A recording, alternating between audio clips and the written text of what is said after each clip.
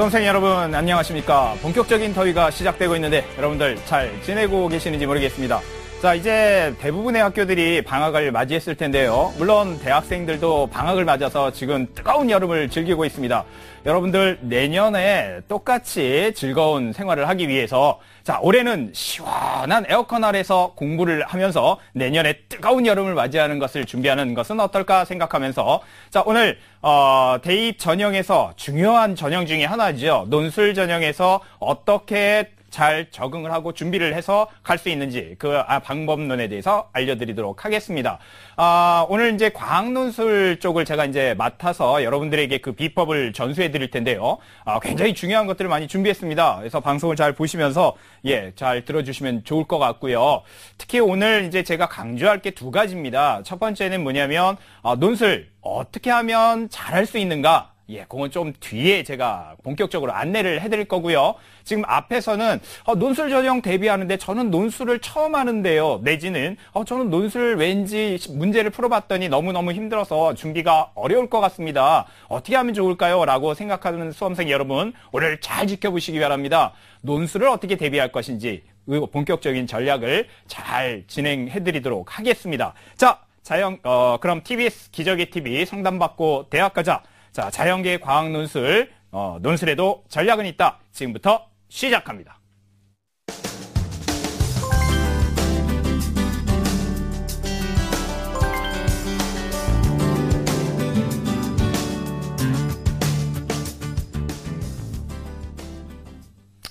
자, 논술 어떻게 준비할까?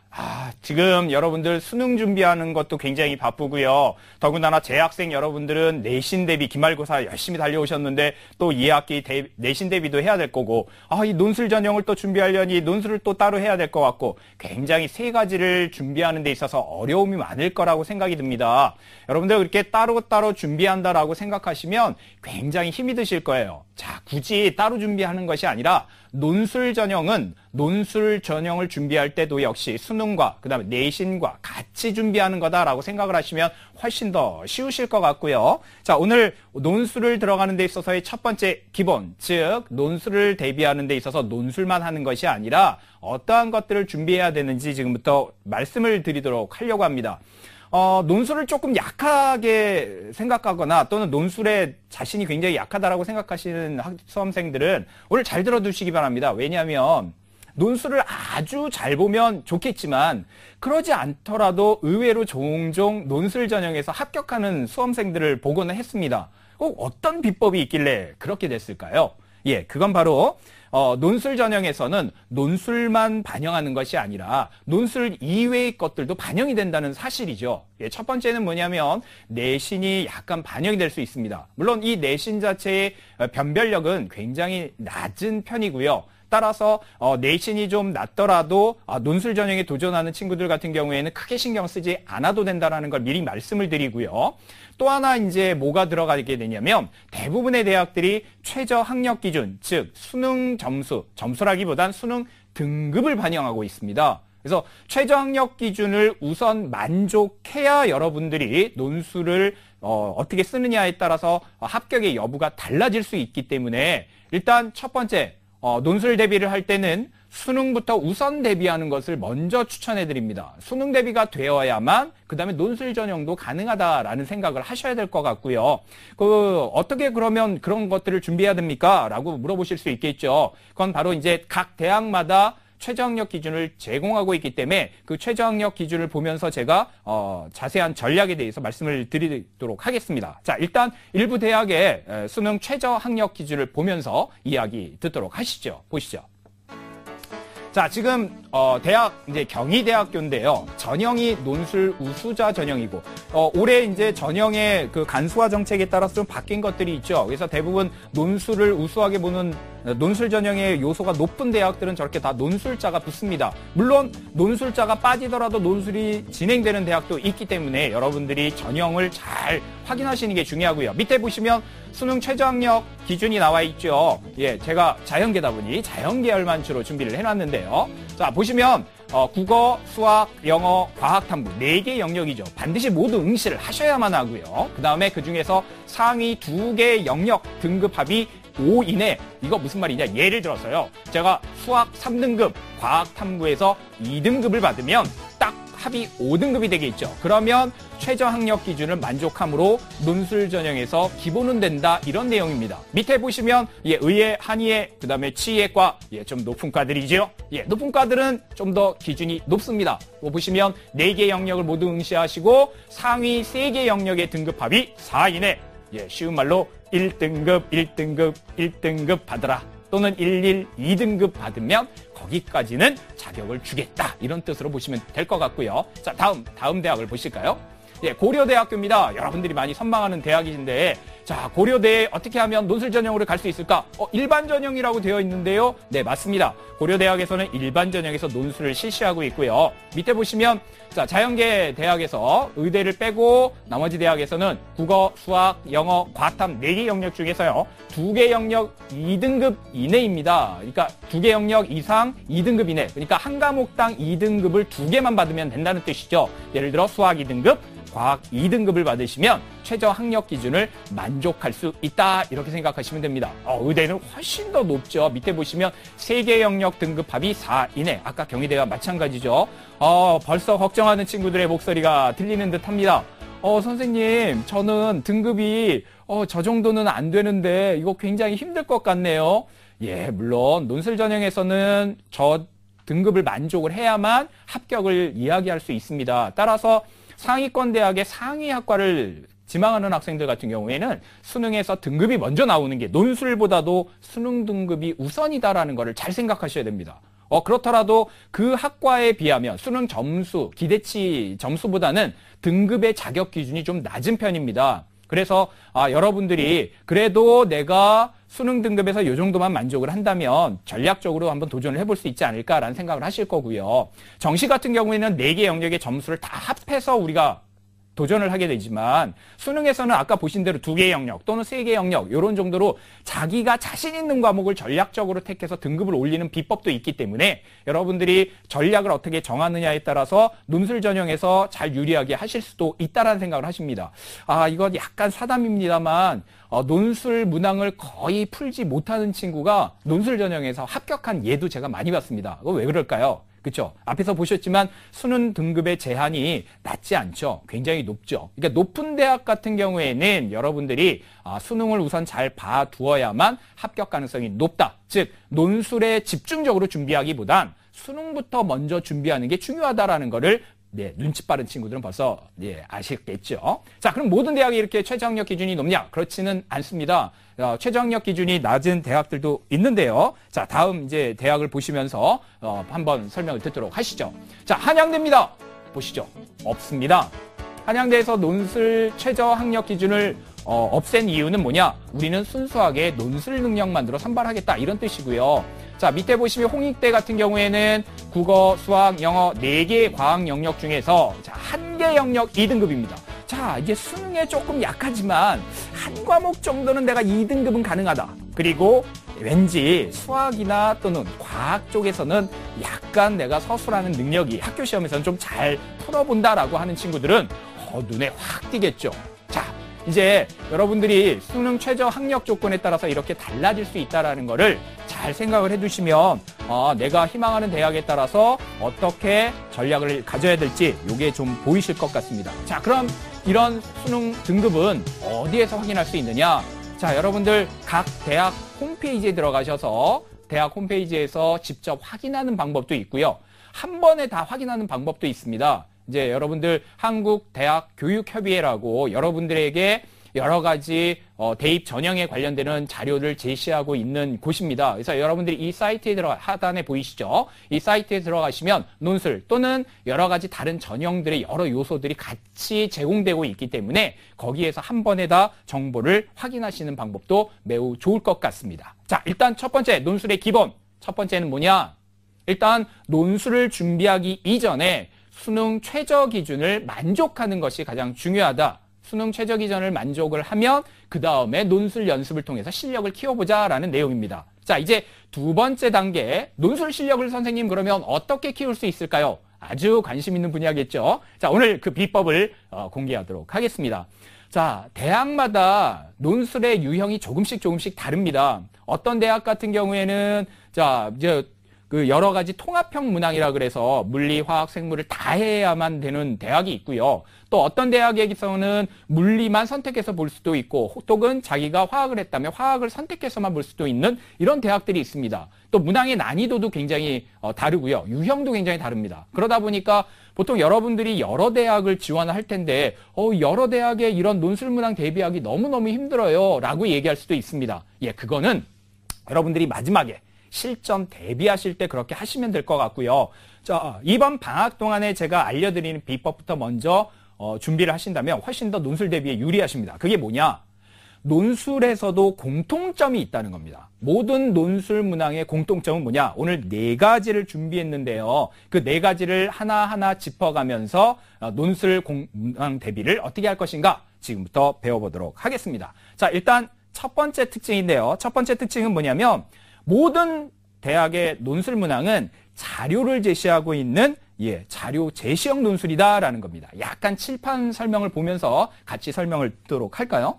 자, 일단 여러분들이 첫 번째 특징이 자료 제시형이다라는 말씀을 드렸는데 자료 제시형이라는 건 뭐냐? 자료라는 것, 여러분들에게 어떤 힌트가 될 만한 내용을 제공하겠다는 거고 어떤 것으로 제공하느냐? 바로 제시문을 통해서 제공을 하거나 또는 논제를 통해서 자료를 제시하고 있습니다. 그러니까 제시문이나 논제에 보시면 여러분들이 문제를 풀기 위해서 반드시 끌어다 써야 될 문장이나 힌트나 또는 그래프나 그림 자료들이 꼭 주어집니다. 그래서 여러분들이 문제를 볼 때 제시문에는 항상 뭐가 있는가 하냐면 문제를 푸는 힌트가 들어가 있다.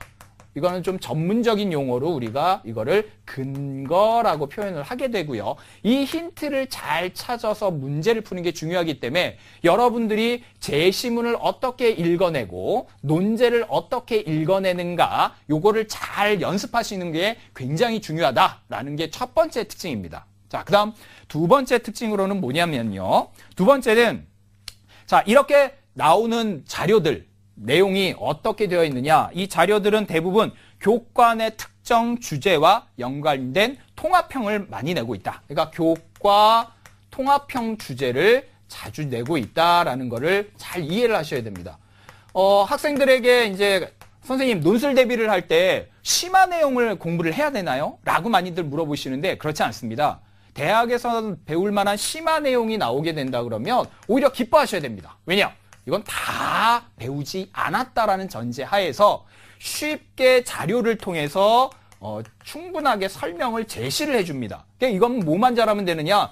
설명 분석만 잘 하시면 문제를 푸는 데 있어서 어려움이 없다는 이야기예요. 오히려 이거보다는 뭐가 더 큰 문제가 되느냐? 심화 내용보다는 교과 내용을 중점으로 해서 나올 때 굉장히 어려워질 수 있다는 겁니다. 그러니까 특히 교과에서 보면 여러분들이 수능 문항에 보시면 어떤 단원의 핵심적인 내용 위주로만 나가지만 이 논술에서는 훨씬 더 교과 내용보다는 훨씬 더 폭이 넓게 논술 문항이 출제되고 있기 때문에 여러분들이 다양하게 판단하는 것이 매우 중요하다라는 것을 잘 생각을 해두셔야 됩니다. 그래서 수능보다는 논술 대비를 위해서는 어떻게 하느냐? 여러분들이 교과에 충실하시되 교과에서는 좀 두꺼운 교재들이 많이 있죠. 교과서도 좋습니다만 두꺼운 교재를 통해서 앞뒤 전후 내용을 많이 읽어보시는 문과에서는 이제 독서를 많이 하라고 하는데 자연계에서는 관련 내용을 참고서 같은 내용을 많이 읽어보라고 추천을 드립니다. 그래서 내용을 많이 보시는 게 중요하고요. 자, 이제 정말 포인트가 될 것 같은데요. 세 번째는 뭐냐면 논술 문항이 대부분 어떤 문항이 나오냐면 자, 논술 문항 자체가 예전에는 조금 대학마다 다양했어요. 에세이 유형도 나오고 뭐 여러 가지 유형도 나오고 했는데 최근에 대학에서는 딱 이해 분석력을 기반으로 한 그 다음에 응답 제한형 문항이 주를 이루고 있다라는 거를 잘 기억을 해 두셔야 됩니다. 선생님 이해 분석력이 뭐고 응답 제한형이 뭔가요? 설명을 드려야 되겠죠, 제가. 자, 이해 분석력이라는 건 뭐냐면 자, 예전에 수능 같은 경우에는 항상 자, 다음은 뭐뭐에 관한 내용이다. 블라블라. 그다음에 그림이 나오거나 그래프가 나오죠. 그다음에 뭐라고 나오나요? 예, 위 글에 대해서 뭐 옳은 것만을 그다음에 아래 보기에서 있는 대로 고른 것은 하고 항상 여러분들이 기억, 니은 중에 이건 맞았고 요건 틀렸고 그리고 이제 기억, 니은 디귿 중에서 여러분들이 해당되는 답을 찾는 이런 패턴이죠. 다시 말하면 수능에서는 거의 대부분의 유형이 진위 여부, 즉 옳고 그름만을 판단합니다. 여러분들이 문제를 많이 잘 읽어볼 필요가 없어요. 그림만 잘 보거나 그래프만 자세히 보면 된다는 얘기죠. 왜? 옳고 그름만 판단하면 되니까. 그런데 논술에서는 그렇지 않다는 거죠. 논술에서는 여러분들이 논제가 굉장히 다양하게 나옵니다. 뭐 보시면 어떤 뭐 복잡한 내용이 나오고 이거를 논술해라, 서술해라, 분석해라, 비교해라 여러 가지 것들이 나와요. 그래서 요구사항이 굉장히 다양하게 나오고 있다. 그리고 힌트도 많이 나오고 있다. 그래서 여러분들이 자료를 해석하는 것, 그 다음에 요구 내용, 그러니까 문제에서 요구하는 것을 얼마나 잘 캐치했는가. 그러니까 여러분들의 생각대로 답을 쓰는 게 아니라 문제에서 요구하는 내용대로 답을 쓴다는 게 굉장히 중요하고요. 이런 거를 하는 걸 우리가 뭐라 그러느냐? 논제 분석이다라고 이야기를 하고요. 이 논제 분석 선생님 잘하는 비법은 있나요? 있지요. 근데 오늘은 시간이 굉장히 부족합니다. 그럼 어떻게 할까요? 그렇죠. 요즘 뭐 EBS 공교육이라든지 그다음에 여러 곳에서 보시면 논제 분석과 관련되는 강의들이 많이 있어요. 또 제시문 분석도 많이 이루어지고 있는데 제시문 분석이나 논제 분석 같은 경우에는 대학별 고사 문항을 푸는 데 있어서 아주 기본입니다. 따라서 여러분들이 논술 강의를 보시면 무조건 논제 분석과 제시문 분석은 필히 이루어지기 때문에 어떻게 분석하는가를 잘 보시라는 얘기입니다. 논제 분석할 때는 논점과 조건을 비교하게 되고 제시문에서는 어떤 내용을 끌어와야 힌트를 잡아주는지 잘 이렇게 연습하는 내용들이 있어요. 그거를 필히 강의를 언제? 이번 여름방학에 필히 들어둬라 라는 이야기를 강조해 드리고요. 자, 이제 두 번째 특징인 응답 제한형은 어떤 거냐? 논술에 정답은 없다라고 얘기는 하지만 방향은 있다라고 알아두시길 바랍니다. 그러니까 정답의 방향이 있다. 그러니까 완벽하게 똑같이 쓰라는 게 아니라 어떤 흐름에 있어서 결론이 거의 정해져 있다라고 생각을 하셔야 되는 거고요. 결론의 방향을 잘 읽어내는 게 굉장히 중요합니다. 그러니까 결론의 방향을 어떻게 읽어내느냐? 역시 이제 논제와 제시문 분석을 통해서 저희가 이제 추론의 과정을 겪게 되는데요. 추론의 과정이라는 건 뭐냐? 여러분들이 추리소설 생각하시면 돼요. 그러니까 증거들은 어디에서 나와야 될까요? 그렇죠. 요 증거들은 제시문이나 논제에서 가져오셔야 될 거고요. 그 다음에 그걸 갖고 우리가 누가 범인이다라고 해서 결론을 내리고 그 다음에 뭘 하셔야 됩니까? 요거를 설명을 해줘야 되겠죠? 자, 요렇게 지금 보시면 추론을 하게끔 해주는 내용들이 잘 있기 때문에 어떤 이미 범인은 정해져 있는 그런 문항들이 많이 나온다. 그래서 결론을 찾아내가는 과정을 잘 한번 연습을 해두시라는 거고 요거와 맞닥뜨려서 제가 강조할 게 바로 뭐냐? 네 번째 특징인데요. 요거 살짝 지우고 들어가겠습니다. 자, 네 번째 특징은 뭐냐면 바로 모든 논술 문항은 논증의 구조로 답을 써주기를 굉장히 요구한다. 그러니까 답안에 논증 구조를 굉장히 요구하는데 좀 전에 제가 추리하는 과정은 뭐라 그랬죠? 그렇죠? 근거를 찾아서 증거물을 찾아서 누가 범인인지 결론을 내리는데 이 결론을 내리기 위해서는 반드시 뭐가 필요하다 그랬습니까? 그렇죠? 설명이 필요하다라고 말씀을 드렸죠. 요거를 뭐라 그러냐면 일반적인 논증의 구조다라고 많이들 이야기를 하고요. 여러분 요 논증의 구조대로 논증 구조대로 답안을 쓰시는 게 굉장히 중요해요. 이게 왜 중요하느냐? 내 답안에 보면 여러분들 대부분 뭐냐면 결론밖에 없어요. 주장밖에 없단 말이죠. 무슨 얘기냐? 제시문에 좀 전에 제가 뭐가 있다라고 그랬죠? 그렇죠? 근거가 있다라고 말씀을 드렸죠. 그럼 이거 반드시 찾아서 어떻게 해야 돼요? 답안으로 끌어가기 위해서 얘를 써줘야 되는데 학생들이 선생님 제시문에 있는데 뭐하러 써요? 라고 많이 이야기를 해줘요. 아닙니다. 논술에서는 반드시 제시문에 있는 내용을 끌고 오셔야 돼요. 반드시 답안에 포함하셔야 된다. 이런 얘기입니다. 그러니까 증거 나와 있는 거 포함하고 요거를 저는 잘 찾았어요를 여러분들이 어떻게 하셔야 돼? 나타내셔야 돼요. 그래서 포함한 거를 찾아서 그 다음에 결론 선생님 그래서 누가 범인입니다를 답을 쓰시고 이 근거에서 찾은 게, 제시문에서 찾은 게 왜 이렇게 결론을 내릴 수 있는지 설명을 붙였는가. 즉 여러분들의 답안 속에 근거를 잘 찾아서 표시했는가, 그 다음에 결론은 잘 맺었는가, 그 다음에 나의 설명은 제대로 이루어졌는가. 이런 논증의 구조가 잘 이루어지는 게 굉장히 중요합니다. 이런 구조만 확실하게 파악하는 훈련을 이번 방학 동안에 해주셔야 돼요. 자, 그러면 선생님 이런 것들 연습을 어느 날 갑자기 할 수는 없지 않습니까? 그렇죠. 어느 날 갑자기 할 수는 없으니까 대부분의 인강에 들어가시면 또는 EBS 강의에 들어가시면 너무너무 많은 대학별 문항 강의들이 있어요. 그 강의들의 패턴을 다 보시면 아까 보신 대로 논제 분석, 제시문 분석, 그 다음에 추론의 과정, 그 다음에 답안 쓰기는 이렇게 해달라라고 해서 저 논증의 구조까지 잘 나와 있습니다. 요것만 잘 파악하시고 답안을 준비하신다면 과학 논술을 준비하시는데 어려움이 없으리라 생각하고 아주 멋진 논술 답안을 써내는 능력을 키울 수 있으리라 생각이 됩니다. 자, 그럼 이번 여름방학 때, 자, 일단 두 가지를 해야 되겠죠. 첫 번째 뭡니까? 그쵸. 내가 지망할 대학의 논술 전형은 어느 정도의 최저학력을 요구하고 있는가. 그 다음에, 어떤 전형에서 요구하고 있는가. 이걸 먼저 준비하셔야 되는 거고요. 두 번째는 뭐예요? 그죠. 논술 실력을 키우셔야 되겠죠. 논술 실력을 키우려면 어떻게 하라고요? 네 가지 아까 말씀드렸던 내용을 잘 바탕으로 해서 자, 이해 분석력, 그 다음에 응답 제한형, 답안 구조, 논증의 구조 이런 것들을 잘 분석하는 훈련을 해주시면 아주 훌륭한 준비가 되리라 생각합니다. 매일매일 하지 마시고요. 일주일에 한두 번 정도로 나머지는 수능에 집중하셔서 좋은 결론 맺을 수 있도록 하시면 좋을 것 같습니다. 자, 앞으로 좋은 결과 있기를 바라고요. 자, 앞에 나왔던 내용들 다시 한번 되짚어 보도록 하시겠습니다.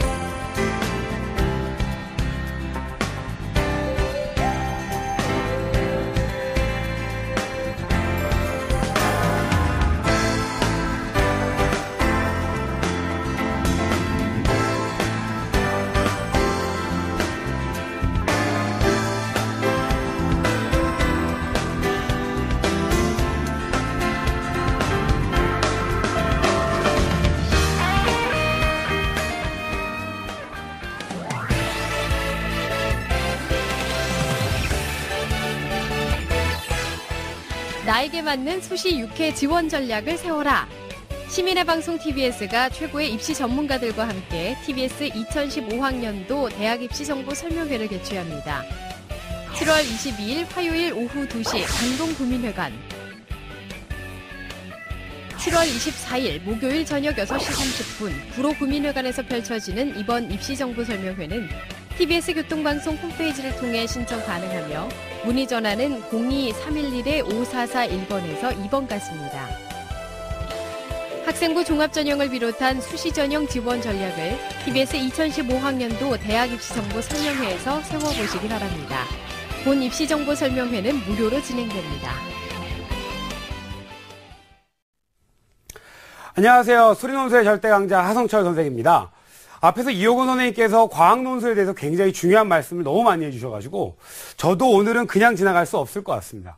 수리 영역 그리고 수리 논술을 두 마리 다 잡을 수 있는 방법을 제가 오늘 공개해 드릴 텐데요. 지피지기면 100점 100승이라고 했습니다.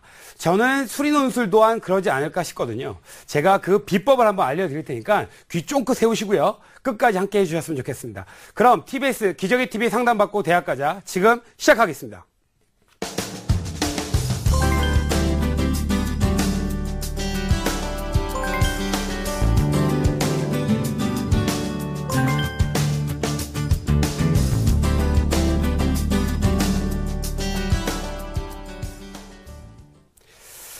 네, 지피지기면 100점 100승. 그렇다면 관연도인 2014년도가 어떻게 출제됐었고 우리가 그곳에서 무엇을 알아야 되는지를 먼저 좀 짚고 넘어갔으면 좋겠어요. 2014년도 수리논술 문제는요. 몇 가지를 요약하자면 첫 번째는 이렇습니다. 전반적으로 난이도가 하락하고 있었다. 우선 다양한 이유가 있었을 겁니다. 물론 뭐 대학들과 고등학교 교과과정에서 여러 가지 이유가 있었겠지만 전반적으로 굉장히 난이도가 많이 하락하고 있었기 때문에 저희 입장에서는 굉장히 유익하다라고 생각할 수 있어요. 학생들이 이 얘기를 처음 들었어요. 선생님, 그럼 수리논술 한번 해볼 수 있겠는데요? 그렇긴 한데요. 난이도가 하락하고 안정화가 된 건 사실이지만 어떻게 보면 논술의 난이도가 하락했다는 것이 논술 문항에 대한 난이도, 그러니까 다시금 쉽게 출제됐다라고 말씀드릴 수는 없을 것 같아요. 3년 정도부터 계속 지속적으로 조금씩 하락하고 있었는데요. 아마 제가 보기에는 여러분들이 꼭 기억하셔야 될 멘트는 딱 하나입니다. 문제가 쉬워지는 것이 아니라 관연도에 비해서 점점 조금씩 쉬워지고 있었다. 그렇다고 해서 과연 2015년도 그럴 것인지를 끝까지 한번 지켜봐 주셔야 제가 그 정답을 말씀드릴 수 있을 것 같아요. 더구나 2015년도에는요, 2014년도와 입시가 굉장히 많이 달라졌습니다.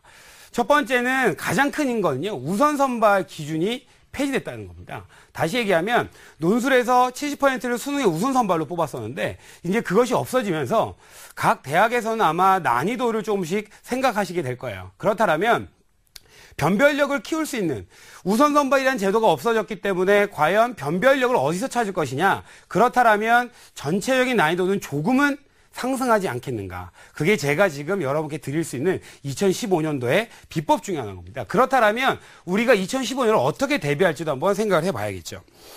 또한 2014년도에서는요. 과학논술과 수리논술로 두 개로 양분되어 있었던 과학논술이라고, 자연계 논술이라고 하는 것들이요. 조금 과학논술이 축소되면서 수리논술이 조금씩 강화되고 있는 성향들을 가지고 있다라고 말씀드릴 수 있을 것 같아요. 그렇다고 해서 과학논술이 안 중요하다 이렇게 오해하시는 학생들이 좀 계셔서 그건 아니라는 거죠. 그만큼 여러분이 과탐 과목을 다 필수로 하지 않고 선택을 하기 때문에 대학 입장에서는 모든 과학을 다 측정해 보기가 너무 힘들다라는 거죠. 그렇기 때문에 어느 학교는 조금 축소시키고 어떤 학교는 심지어 폐지시키는 학교도 있습니다만 상대적으로 물어볼 수 있는 공통의 질문이 수학이라는 거죠. 그렇기 때문에 수리논술이 조금 더 강화되고 있다라고 기억하시면 될 것 같아요. 또 한 가지는요. 각 대학에서 유형들이라는 것이 많이 바뀌어가고 있다는 겁니다. 유형들이 큰 차이가 점점 이렇게 줄어서 굉장히 축소됐거든요. 다시 얘기하면 같은 질문인데요. 유형들은 똑같은데 묻는 질문의 방법이나 제시문의 종류나 그 다음에 우리가 생각하는 제시문의 그 자료들이 좀 많이 달라지고 있었기 때문에 그런 차이들만 좀 있을 뿐이지 대학에서 묻고 싶은 요령들과 그리고 문제들은 거의 다 같지 않나라는 생각이 들어요. 그러면 이 부분을요, 잘 한번 정리해 보자고요. 우리에게 대학별로 유형이 축소화됐다라고 하는 얘기는 어쩌면 우리는 한 번의 준비로 여러 개의 학교들에 응시할 수 있을 겁니다. 다시 얘기하면 한 가지 주제, 두 가지 주제로 여러 대학을 시험을 볼 수 있기 때문에 준비한 학생들, 우리의 입장에서 보기에는 굉장히 유익한 얘기일 수도 있겠죠. 그 다음에는 주제가 굉장히 다양화되고 있다는 겁니다. 과거의 그 수리논술의 경향성들은 거의 다 미적분학이었어요. 그렇다가 이제 미분, 적분, 극한을 묻다 보니까 이제 더 이상 물으실 게 없는 것 같아요. 그러다 보니까 기하 벡터라든지 확률 통계라든지 이제까지 잘 다루지 않았던 주제들로 조금씩 옮겨가고 있다는 겁니다. 그렇기 때문에 굉장히 주제가 다양해졌는데 여기서 또 한 가지 꼭 기억하셔야 될 게 주제가 다양하고 그리고 기하 벡터 확률 통계였다가 심지어 요즘은 여러분께서 잘 잊고 계시는 고등학교 1학년 교과과정까지도 심지어 물어보고 있다는 거예요. 그렇기 때문에 여러분이 아마 고등학교 1학년 교과과정부터 시작을 하시는 게 아마 수리논술의 시작이지 않을까라는 생각도 저는 해봅니다. 아울러서요, 기본 교과 수준에서 굉장히 시험 문제가 많이 출제되고 있다. 다시 얘기하면 우리에게 주는 유형들이 무슨 새롭고 대학에서 배우고 이렇게 어려운 내용들이 아니라 이미 우리가 고등학교의 기본 교과 속에서 잘 알고 있고 그래서 우리가 잘 해결할 수 있는 유형들로 주고 있다는 겁니다. 그렇다면 이 부분을 아마 앞에서 제가 설명드렸던 난이도가 좀 하락하고 있습니다의 일맥상통한 얘기로 한번 기억해 보시는 것도 더 좋은 방법일 거라고 생각합니다. 그러면 왜 사람들이 수시 준비를 하면서 너 수리논술 공부했어? 너 수학논술 할 줄 알아? 이렇게 물어본다는 거죠. 그렇다면 왜 하필이면 수리논술이냐라는 거죠. 과학논술도 있고 뭐 다른 여러 가지 수시의 전형도 있을 텐데 왜 하필이면 수리논술이겠습니까? 이 수리논술을 공부해야 될 이유에 대해서 제가 몇 가지 좀 짚고 넘어가려고 해요. 여전히 아무리 수시가 조금 줄고 정시가 좀 늘은 2015년도 입시긴 하지만 금폭은 그렇게 크지 않습니다. 다시 얘기하면 4% 내외로 줄고 늘었기 때문에 여전히 입시의 핵은 수시와 정시일 거다. 근데 제가 여기서 표현을 좀 바꾸겠습니다. 수시와 수능이라고 제가 바꿔드릴게요. 다시 얘기하면 논술 준비를 하면서 아까 이호건 선생님께서 말씀하셨듯이 수능의 최저학력 기준을 맞춰내야만 수시라는 거에서 논술을 쓴 것도 의미가 있다는 거죠. 다시 얘기하면 우리가 수리 논술을 준비하면서 우리가 조금 어려워하는 수학 영역까지도 같이 잡아갈 수 있다면 정말 최고의 학습법이 아닐까라는 생각을 해요. 그렇기 때문에 일부 학생들이 여전히 아직 수시와 정시가 입시의 가장 큰 핵심이기 때문에 수능을 준비하면서 수리 논술까지 준비해 준다면 최고의 공부 방법이 되지 않을까라는 생각을 조심스럽게 해봅니다. 그 두 번째 이유로는요. 기회가 굉장히 준 집단이 한 집단이 있습니다. 최상위 집단이 그럴 텐데요. 아까 제가 초반에 말씀드렸듯이 2015학년도부터 우선 선발 제도가 폐지됐습니다. 그렇다면 이제까지 수능의 우선 선발을 가지고 있던 최상위 그룹 아이들은요.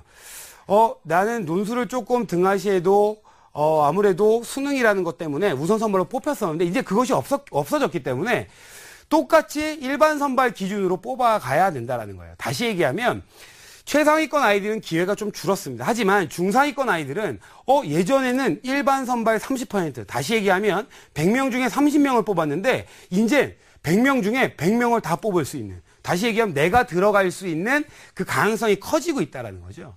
그렇다면 제 입장에서는 기회가 좀 준 집단보다 기회가 훨씬 더 늘어난 집단이 훨씬 많다라는 겁니다. 그렇다면 우리가 수리 논술을 좀 준비해 볼 만한 가능성, 그리고 그거의 가치가 점점 뚜렷해졌다는 거죠. 그 다음에 세 번째로는요, 제가 수리 논술을 준비할 이유를 곰곰이 생각해 보니까 작년 수능을 말씀을 안 드리고 갈 수 없을 것 같아요. 작년 수능, 2014학년도 수능 29번과 30번이요. 정답률이 11%, 15%였습니다. 근데 정말 그렇게 14%, 11%, 15%가 될 만큼 정말 많이 어려웠던 문제냐?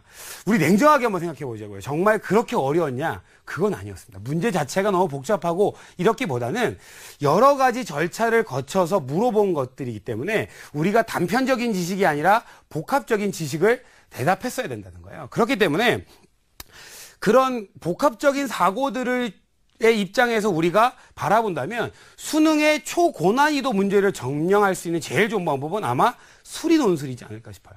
그렇다면 학생 여러분께서도 그렇고 학부모님들도 마찬가지지만 무조건 어려운 문제를 많이 수능의 어려운 문제를 많이 풀 문제가 아니라 우리가 조금은 수리 논술이라는 것들을 대비해 가면서 수능의 고난이도 문제까지 섭렵해 가는 방법들을 한번 선택해 보시는 것이 이번 방학에는 더 좋지 않을까라는 생각을 합니다.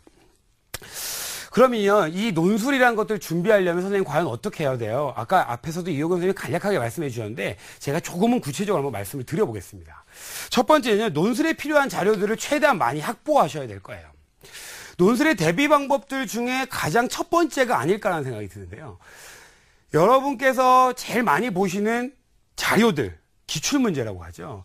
그런 기출문제들을 모으시려면 대학 홈페이지를 가장 먼저 접속해 보셔야 돼요. 제가 그 첫 번째 드린 팁이 대학 홈페이지를 방문하십시오라는 건데요. 그 이유는 논술 문제도 직접 다운받으셔야 되지만 아까 이호건 선생님께서 말씀하셨듯이 대학별로 여러 가지 최저학력 기준들이 다릅니다. 그렇다면 대학 홈페이지에서 내가 지망하고자 하는 학과와 학교에서 과연 그 학교 수준이 어느 정도고 내가 어느 정도의 조건을 만족하고 있는지 직접 확인해 보시려면 마우스를 조금 많이 움직이셔서 대학 홈페이지를 직접 방문해 보시는 것이 어떨까라는 생각이 듭니다. 두 번째는요. 논술 가이드북이라는 것들을 수많은 학교에서 이제 제시를 하는데 대표적인 학교가 중앙대학교, 서강대학교, 인하대학교가 이제 그런 학교에 속합니다. 중앙대는 과학과 수학을 통합으로 출제를 하고 있는 대표적인 학교 중에 하나인데요. 아무래도 그렇다 보니까 관연도 선배들로 하여금 어떤 글이 써졌고 어떻게 정답이 있었다. 다시 얘기하면 기출문제와 모의논제 그리고 예시문항까지 예시 정답까지를 정확하게 수록해서 학교 홈페이지뿐만 아니라 외부 자료도 굉장히 많이 유출되고 있기 때문에 심지어 학교들까지도 제가 알기로는 중앙대학교에서 교수님들이 일정의 아이들이 논술에 대해 관심이 있는 아이들이 모여 있다면 논술 강의는 이렇게 하고 논술 수업은 이렇게 공부하는 거야라고 심지어 교수님을 통해서도 직접 들으실 수 있는 기회가 있다고 제가 들었거든요. 그렇다면 그런 시간들을 적극 활용해 보시는 것도 방법일 거고요. 서강대나 인하대학교도 뭐 논술 백서라든지 이런 것들을 가지고 여러분께 굉장히 가이드를 정확하게 해드리고 있는 자료들이 많아요. 저도 논술 강의를 하지만 아마 매해 발간되고 있는 그 논술 가이드북을 저도 매해 보는 것 같아요. 그래서 그걸 통해서 아이들이 이런 방향으로 공부해가는 것이 맞겠구나라는 생각들을 좀 해가고 있습니다. 세 번째로는요, 공교기관들도 굉장히 많은 노력들을 해주고 계세요. 여러분을 위해서 아마 굉장히 많은 사람들이 아마 노력을 해주시고 계신 것 같은데요. 공교기관에는 대표적으로 부산시 교육청에서 나온 수리논술 나침판이라는 책자가 있습니다. 관련도 기출문제와 해설, 그리고 심지어 아까 제가 고난이도 수능 문제하고도 연관시켜서 공부해야 한다라는 것처럼 책 자체가 이 주제는 수리 논술에는 이렇게, 수능에는 이렇게 출제가 되고 있습니다 라고 소개되어 있는 책자가 있어요. 그래서 부산시 교육청에 접속을 한번 해서 보시면 되게 좋은 자료들이 많으니까 한번 보셨으면 좋겠고, 아울러서 서울시 교육청과 아까 이호근 선생님께서 말씀하신 대학교육협의회라는 사이트에 직접 가보시면 논술에 대한 풍부한 자료들이 아마 올라와져 있을 거니까요. 아마 그게 어느 수업을 듣는 것보다 어쩌면 첫 번째, 가장 1차적으로 올해 논술 준비를 하신 학생의 가장 기본 자세가 아닐까 하는 생각이 듭니다. 그러면 선생님 이제 자료도 모았어요. 그러면 제가 지금 이 시점에 선생님 어떻게 공부를 해야 되는지 그걸 좀 알려주세요. 네, 제가 학습 전략에 대해서 지금부터 말씀을 좀 드리겠습니다. 논술은 참 혼자 하기가 참 힘든 이 과목 중에 하나라고 제가 설명을 드릴게요. 어쩌면 전문가인 선생님들의 도움이 좀 많이 필요할 것 같습니다. 왜냐하면 첨삭도에, 그러니까 답안을 썼는데 이게 정말 맞는지 안 맞는지를 모르는 경우가 너무 많아요. 그렇다면 논술을 준비할 때 일단 수능에 대해서 굉장히 많은 준비를 하셔야 되고, 수능과 같이 병행해야 하기 때문에 되게 많은 시간을 투자하실 수는 없어요. 그렇다면 제가 시간을 딱 정해드리겠습니다. 일주일에 1회 정도 정리해 주시면 좋을 것 같아요. 방학 기간에는요, 물론 시간들이 좀 여유가 있으시겠지만 국어도 하셔야 되고 영어도 하셔야 되고 수학도 하셔야 되고요. 심지어 탐구 과목 정리도 하셔야 되고요. 내가 부족한 과목들을 정리하시려면 시간이 너무 많이 없으시겠죠. 하지만 수능은 가장 첫 번째 공부하셔야 될 과목이에요. 그렇다면 수능과 병행해서 일주일에 단 한 번이라도 정확하게 시간을 내셔서 매주 하시는 게 중요해요. 저는 많은 시간을 투자하시는 거 너무 중요하지만 얼마나 지속적으로 여러분이 논술에 관심을 보일 거냐, 이것이 아마 여러분의 논술 성적을 좌우하지 않을까라는 생각이 들어요. 그러다 보니까 우리가 여러 가지 수능들하고 밀접한 관계들을 가지고 있기 때문에 되도록이면 수능에 대한 공부를 좀 더 심도 있게 하시는 게 논술 공부다라고 생각하셔서 좀 증명도 해보시고 교과서도 정독하시고, 교과서에 보면 증명해보세요라고 하는데 학생들이 증명되는 답안지가 공개되지 않기 때문에 그냥 모르겠다 이러고 넘어가는 학생들이 너무 많은데, 그러지 않으셨으면 좋겠어요. 다 여러분 그 인터넷이나 이런 것들, 그리고 학교 선생님의 도움을 받으시면 얼마든지 정답도 여러분이 직접 찾아볼 수 있는 기회가 있으실 것 같아요. 그 다음에는요, 논술의 인원이 조금은 축소된 건 사실입니다. 하지만 논술 인원이 축소되긴 했지만 아까 초반에 말씀드렸듯이 우선 선발 제도가 폐지됐기 때문에 이제 내가 수능도 중요하지만 최저학력 기준만 맞추면 되지 월등히 잘할 필요까지는 없다는 거죠. 그렇다면 이제 친구들하고 나하고 격이 다르지 않다. 이제 평범하게 우리가 논술의 점수를 더 많이 따는 친구가 어쩌면 더 유리하게 논술 시험에 합격할 수 있지 않을까라는 생각을 좀 하게 됩니다. 그러다 보니까 우선 선발도 폐지됐고 일반 선발로만 뽑는다. 그렇다면 논술을 처음부터 철저하게 대비한 학생들이 훨씬 유리하겠죠. 근데 그 시점이 언제냐? 이번 여름 방학이라는 거예요. 이 여름 방학의 무더위예요. 아까 대학 캠퍼스에 대학생은 정말 땡볕에서 열심히 놀고 있겠다 이러고 있겠지만, 여러분은 이 시원한 에어컨 바람이 나오는 독서실 또는 도서관에서 열심히 공부를 하시는 게 내년에 더 썬팅도 잘 하실 수 있고 이렇지 않을까 싶어요.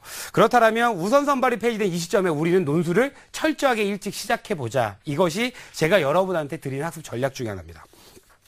또한요, 모의고사를 봐요. 논술 모의고사죠. 논제가 나오는데 그것도 각 대학 홈페이지에서 다 보실 수 있기 때문에 적극 활용해 주셨으면 좋겠습니다. 그러면 대학 홈페이지에 모의 논제만 있느냐? 아닙니다. 모의 논술고사만 있는 것이 아니라요, 관연도의 기출문제들이 있는데 제가 드릴 수 있는 세 번째 팁은요, 기출문제를 정확하게 참조해 달라는 겁니다. 기출문제는 너무 많잖아요, 선생님. 물론 안정화가 되어 있고 굉장히 여러 다양한 주제로 출제되고 있는데 최근 3년 정도치를 보셨으면 좋겠어요. 그러니까 2014년에 출제되고 2013년, 2012년 점점 거슬러 올라가셔서 3년 정도를 보셨으면 좋겠고 시간이 좀 허락하신다면 내가 지망하는 학교의 기출문제뿐만 아니라 그와 비슷한 학교의 수준을 가진 학교들의 기출문제까지도 같이 섭렵해 보시는 것이 더 좋지 않을까라는 생각을 좀 가지고 있습니다. 그 다음에 아까 제가 말씀드렸듯이 주 1회라는 시간을 말씀드렸는데 그럼 선생님 그 주 1회가요 어떻게 1회가 나올까요? 저는 주말 시간을 적극 활용하셨으면 좋겠어요. 무슨 얘기냐면 수능은 짧은 시간 안에 여러분이 문제를 막 푸셔서 대답을 하시는 거예요. 그런데 논술은 적어도 2, 30분이라는 시간이 걸려요. 논제도 분석하셔야죠. 그 다음에 제시문도 읽으셔야죠. 모르면 답안지도 쓰실 때 좀 애로사항이 있으실 테니까 그것도 공부하셔야 되죠. 어떤 문제는요. 어떤 학생은 최대 1시간까지 고민해서 푸는 학생도 봤는데 저는 그 끈기를 참 높게 샀거든요. 근데 그 친구처럼 시간이 좀 오래 걸릴 걸 대비한다면 토요일 날이 시간이 좀 여유가 있으실 겁니다. 토요일까지도 여러분이 논술 시간에 조금 더 할애해 주신다면 훨씬 더 좋지 않을까라는 생각이 듭니다. 그러면 올해 수시에서요. 가장 관과하시면 안 되는 것 중에 하나가 제가 몇 가지만 좀 말씀을 드려요. 첫 번째는 출제 범위가 점점 확대되고 있기 때문에 여러분이 꼭 미적분만 공부한다라고 생각하시면 안 돼요. 물론 어머니 아버지 때, 저 때도 마찬가지로 미적분이 굉장히 중요한 수학의 꽃이라고 불릴 만큼이야 너무너무 중요한데 요즘은 너무 다양한 주제가 출제되고 있습니다. 기하 벡터, 확률 통계도 아까 초반에 말씀드렸고요. 무엇보다 제가 지금 강조하고 싶은 게 뭐냐면 고등학교 1, 2학년에 대한 공부를 좀 하셔야 된다는 거예요. 학생들이요, 요즘 많이 이제 문의라는 걸 하죠. 선생님, 이제 어떻게 해야 돼요? 선생님, 이거 제가 교과 과정을 잘 배워야 되는데, 잘 기억해야 되는데요. 선생님, 지금 논술 시작해도 돼요? 이거부터 여러 가지 고민들을 해요. 그런데 제가 꼭 하는 말이 있어요. 너 고등학교 1, 2학년 거 정말 많이 기억하고 있니? 근데 학생들이요, 고등학교 1, 2학년 교과를 너무 많이 잊어버리고 있어요. 그렇다면 3학년 때 수능으로만 준비한 것들만 기억하고 있다는 거죠. 그래서 이제 선생님으로서 좀 마음이 많이 아픈데, 여러분이 고등학교 1학년과 2학년, 다시 얘기하면 고등수학 상하라고 불리워지고, 그 다음에 수원, 배우신 지 오래되셨죠? 기억 저편에 계신 거. 그것들을 끄집어내시는 게 아마 수리 논술의 시작이지 않을까라는 생각이 좀 듭니다. 왜 그런 말씀을 제가 드렸냐면요. 작년, 재작년에 연세대학교에서 함수와 집합이라는 단원이 시험 문제 나왔었고, 고려대학교 또한 집합에 대한 질문들이 나왔어요. 그러니까 여러 학교들이 자꾸 고등학교 1, 2학년 교과를 기본으로 해서 논술을 물어본다는 거죠. 그렇기 때문에 최소한 우리가 고등학교 1, 2학년들이 1학년 때 공부했던 그 부분들이요. 그 부분들을 정확하게 기억해 두시는 것이 굉장히 중요하지 않을까라는 생각이 듭니다. 그리고 되게 충격적인 학교가 전 개인적으로 굉장히 충격적이었습니다. 인하대학교를 좀 말씀드리려고 하는데 인하대학교는 미적분 위주로의 논술 시험 문제가 대다수 그리고 오랫동안 출제가 됐었는데요. 작년 모의 논제부터 도형이 등장하기 시작했어요. 이제 미적분만을 고수하던 인하대학교도 이제 도형 문제로 바뀌었고요. 아주대학교도 문제의 성향이 바뀌어가고 있고요. 다시 얘기하면 여러분이 잘 알고 있는 그 학교들의 출제 경향이 조금씩은 바뀌고 있다. 출제 범위가 바뀌고 있는 거예요. 더 정확하게 말씀을 드리면. 그러면 출제 범위들을 정확하게 변화하고 있는 출제 범위를 정확하게 숙지하고 가시는 거. 그걸 다시 한번 제가 주의 있게 말씀 좀 드리겠습니다. 그런데 이제 학생들이 많이 잊어버려서 저는 시험을 준비하는 어떤 학생이 1, 2학년 교과과정의 기억력을 탓하며 선생님이 오랫동안 잊어버릴 수 있잖아요. 아니요. 시험이 내일 모레인데요. 시험을 준비하는 학생이라면 기억력을 조금 더 빨리 되새기시는 방법이 수험생의 올바른 방법이 아닐까라는 생각이 듭니다. 그 다음에요. 제가 이제 가장 중요한 얘기를 좀 한 가지 드리려고 해요. 그러면 선생님 그 기출문제를 다 풀어봅니까 선생님? 너무너무 힘들어요 선생님. 그러면 제가 빈출 주제를 정리해 드릴게요. 가장 어쩌면 안 좋은 방법이 다 푸는 거겠죠. 그렇다면 지금 여러분이 하실 수 있는 가장 좋은 방법은 빈출 주제로부터 공부를 시작하시는 게 유리할 겁니다. 그 중에서 가장 좋은 방법이 뭐냐면 제가 올해 또 하나 예상하는 예견이라는 그 범위 중에 하나가 뭐냐면 수학적 귀납법입니다. 다시 말씀드리면 꼭 출제되고 있는 것들이 수학적 귀납법과 그 다음에 귀류법, 그 다음에 부등식의 해법, 좌표 평면의 변환, 미적분이라는 거예요. 그렇다면 여러분이 미적분만을 공부하는 것이 아니라 앞에 말씀드린 네 가지를 더 정확하게 공부하시는 것이 좋지 않을까라는 생각이 듭니다. 요 5가지 절대 잊으시면 안 됩니다. 그 다음에 또 한 가지는요. 제발 제가 부탁드리고 싶은 거, 제발 주관식으로 공부해 달라는 겁니다. 겁니다. 너무 단답형으로 사고하시는 객관식에 길들여지셔서 자꾸 쓰시는 걸 좀 많이 잊어버리시는 것 같아요. 되도록이면 어려운 문제도 잘 서술하셔서 문제를 풀어주셨으면 좋겠다는 생각이 들고요. 아울러서 제가 또 하나 말씀드릴 수 있는 것이 뭐냐면 4점짜리 문항을 풀 때 제발 글로 써 내려가시면서 문제를 푸셨으면 하는 거 하나랑 또 한 가지는요. 무턱대고 외우진 않았으면 좋겠어요. 그냥 섬섬 30번 나 버릴 거야. 수능 30번 29번 나 버릴 거야. 아니요. 그걸 정복하면 수리 영역도 수리 논술도 여러분의 것이 될 수 있기 때문에 반드시 우리가 금방 접수할 수 있는 내용이니까 반드시 숙지하셨으면 좋겠어요. 그러면 제가 지금 여러분께 되게 많은 얘기를 드렸는데 좀 많은 내용들을 좀 정리해 볼까 합니다. 그리고 2015년도 논술 예상까지도 한번 해볼 텐데 마지막으로요. 제가 2015년 예상을 한번 해보도록 하죠.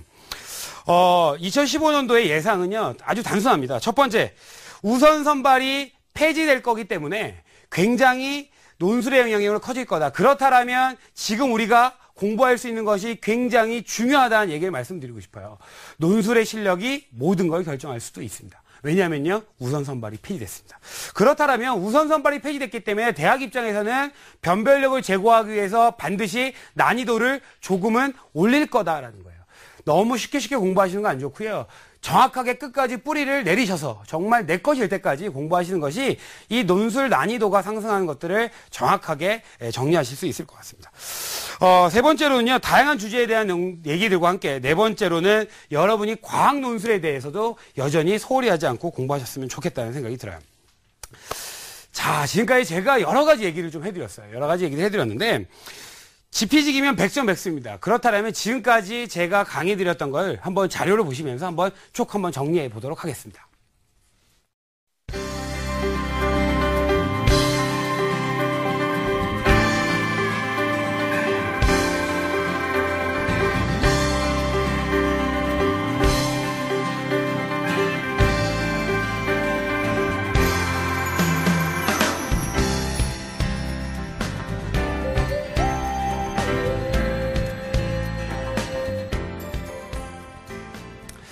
자, 오늘 강의 어떠셨나요? 제가 너무 급박하게 진행을 해서 다 기억을 하실지 잘 모르겠는데 저는 여러분께 한 가지 소망이 있습니다.